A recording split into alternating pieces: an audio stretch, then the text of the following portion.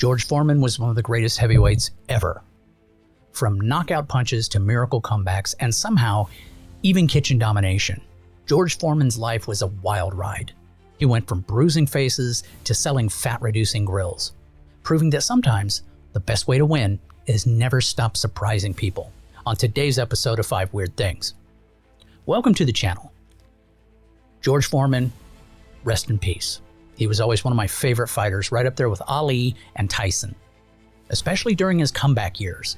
Now, I've seen all of his early comeback fights, and they were amazing. I mean, he would look like he's just pawing somebody lightly on the side, and all of a sudden, a few steps later, they start wobbling and go down. For a big man, he could move like a cat, a really big, bulky cat. Now, what about you? Where does Foreman sit on your list of greatest of all time? Let me know in the comments. All right, let's get into it. First thing, the things we all need to know. George Foreman's life is the kind of story that sounds a little too wild to be real. He went from a tough childhood to a career where punching people in the face made him famous. And then after winning big, he lost, he quit, he found God, and decided that maybe knocking people out wasn't his true calling. But wait, then he changed his mind and he came back decades later and somehow won again. Not content with just being a 2-time champion, he then became a household name, not for boxing, but for selling grills. Oh, and along the way, he named all of his sons after himself because why the hell not? His life has been one big left turn after another, proving that sometimes the best way to succeed is to just keep surprising everyone. Everybody got that? Good. Weird thing number 5. It's kind of obvious. The George Foreman grill. Now, George Foreman may have been a 2-time heavyweight boxing champion, but his biggest knockout didn't happen in the ring. It happened in America's kitchens. Enter the George Foreman grill, the greatest thing ever to happen to countertop appliances since the toaster. Who knew that a man famous for delivering uppercuts could also deliver perfectly seared chicken breasts? I had one myself. Now, when Foreman put his name on the grill in 1994, it was an instant sensation. Forget the fact that he probably didn't design a single feature of it. But his $1 million smile and undeniable charm convinced millions that this little slanted contraption is a must-have for their kitchen. It drained fat. It cooked food faster. I mean, it made people feel healthier without requiring them to actually change their diet, other than pressing their burger into a heated waffle iron. Foreman's true genius? He leaned all the way into the hype. Instead of pretending to be a culinary expert, he embraced the role as the lovable, grilling grandpa of America.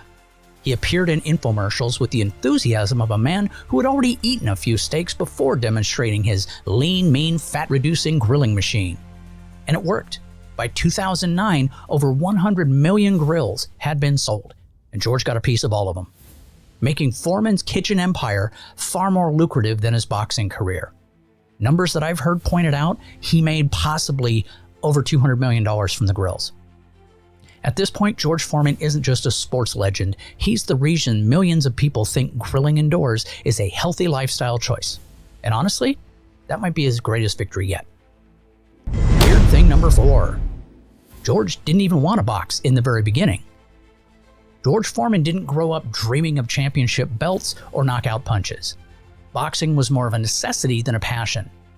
Now, as a troubled teen in Houston, Texas, he found himself heading down the wrong path, and that all changed when he joined the Job Corps, which is essentially like a boys' club, where a mentor encouraged him to channel his energy into boxing. Foreman was not thrilled with it at first, but he had a natural talent that was impossible to ignore. Within a year of taking up the sport, he qualified for the 1968 Olympics in Mexico City, the Olympics. Still relatively inexperienced compared to his competitors, Foreman proved that raw power and determination could trump experience. He bulldozed through the competition, winning the gold medal in a dominant fashion. To celebrate, he famously waved a small American flag in the ring, a simple gesture that solidified his place as a rising star. Now, despite his Olympic triumph, Foreman remained somewhat indifferent to the sport itself. Boxing wasn't something he loved, it was simply something he was really good at. And being good at it meant a shot at financial security. As he transitioned from amateur into the professional ranks, his devastating punching power made him a force to be reckoned with. By 1973, he knocked out Joe Frazier, to become the heavyweight champion of the world. Foreman's early success was remarkable, but his relationship with boxing remained complicated. He wasn't chasing glory, he was simply using his talent to carve out a better life. And in the process, he became one of the greatest heavyweights of all time. Weird thing number 3. George Foreman found religion in a life-changing way. George Foreman's life took a dramatic turn in 1977, and for once, it wasn't because of a devastating right hook. After a grueling loss to Jimmy Young, Foreman said that he experienced what can only be described as a near-death, out-of-body, straight-to-the-pearly gates moment. He said lying in the locker room, he felt his soul leave his body. Not exactly what you'd expect after a boxing match. In that moment, he believed that God spoke to him, telling him his life needed to change. And change it did. Foreman didn't just dip a toe into faith, he dove in head first. He left boxing entirely, became a born-again Christian, and traded his gloves for the pulpit.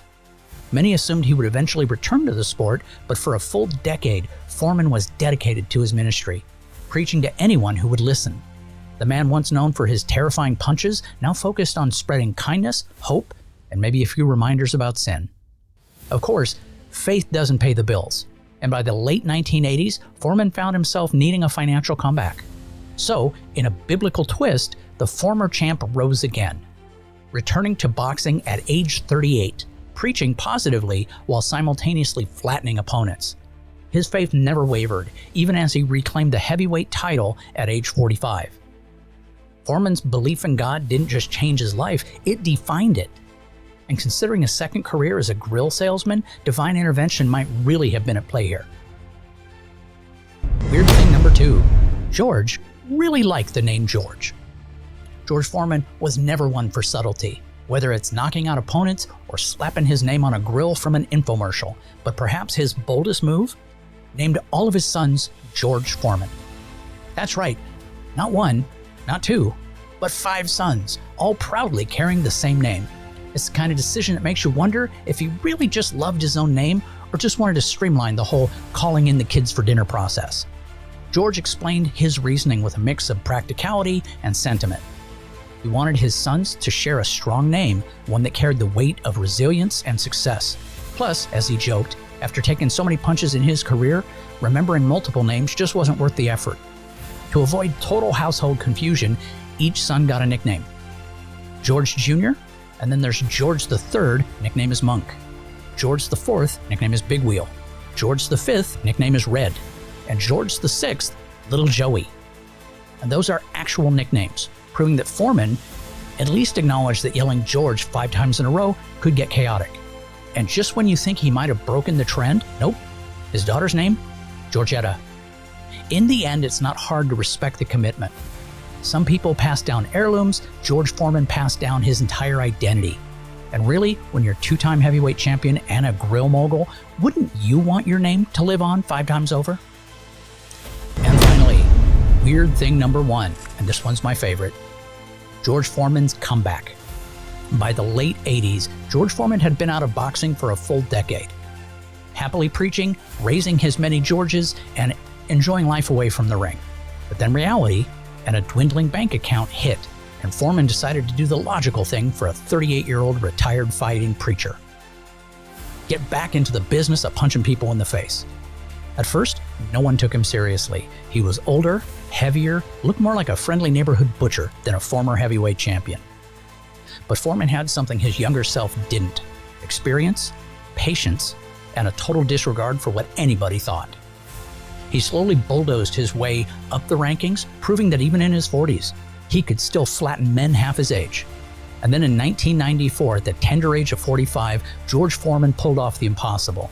I got the pay-per-view. It was amazing.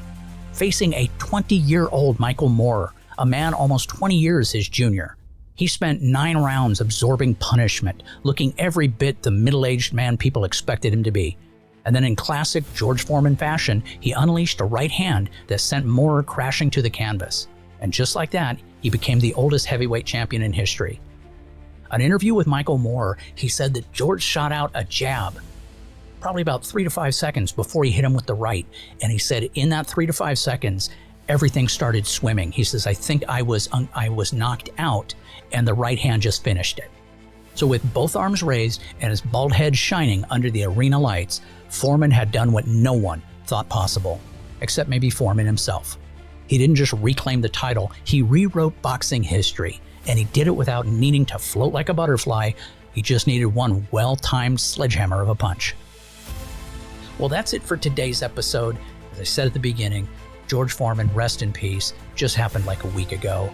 You gave me so many hours of enjoyment. Thank you, sir. Now, I hope you guys like this video enough to get your George Foreman grill out of the garage, dust it off, and cook some chicken. And you know it's out there, don't lie. So do me a favor, click those videos up above. I would really appreciate it. Take care and have yourself a great day.